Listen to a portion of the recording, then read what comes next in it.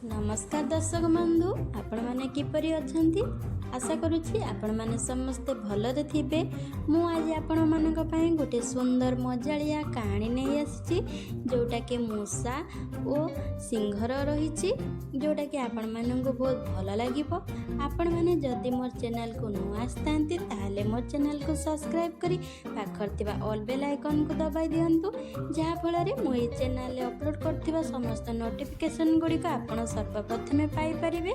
चलंतु start करिबा आजिर भिडियोटी। गोटे घन जंगल रे गोटे बड़ सिंह रहुथिला। से निजकु जंगल सबुठारु शक्तिशाली प्राणी बोली भाबुथिला।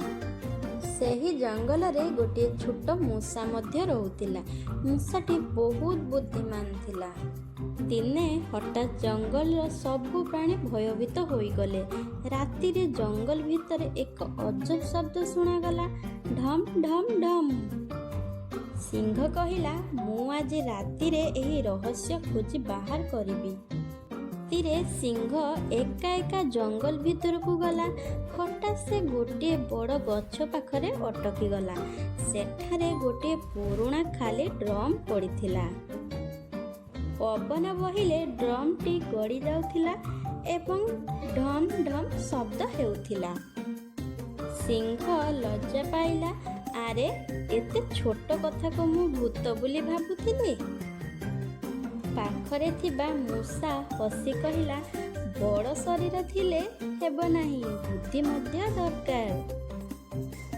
ସିଂହ ମୂଷାର କଥା ଶୁଣି ହସିଲା ଏବଂ କହିଲା, ଆଜିଠାରୁ ମୁଁ ଆଉ କାହାକୁ ଛୋଟ ବୋଲି ଭାବିବି ନାହିଁ।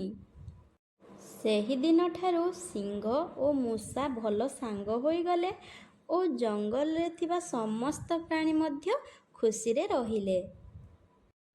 ଆଜିର ଗପଟି ଏଇଠି ରହିଲା। ପୁଣି କାଲି ମୁଁ ଆପଣମାନଙ୍କ ପାଇଁ ଏକ ସୁନ୍ଦର ଗପ ନେଇ ଆସିବି।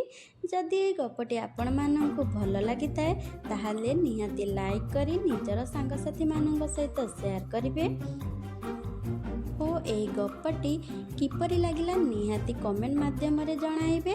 ରହିଲି, ଜୟ ଜଗନ୍ନାଥ।